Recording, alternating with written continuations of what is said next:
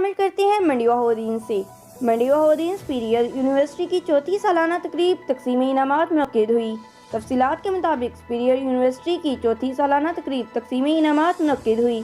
اس موقع پر regional director محمد سلیم مغل کا کہنا تھا کہ سپیریئر نے ایک مختصر عرصے میں دن رات محنت کر کے ادارے کو بلندی پر پہنچا دیا ہے۔ اعلیٰ معیار تعلیم گھر کی دہلیز پر فراہم کرنا ہماری ذمہ داری ہے۔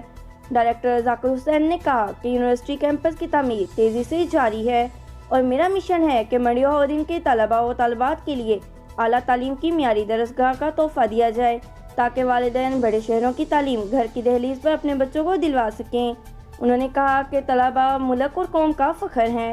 اس موقع پر یونیورسٹی کی ڈگری ہولڈر طلباء و طالبات میں تعریفی اسناد شیلڈ تقسیم کی گئیں۔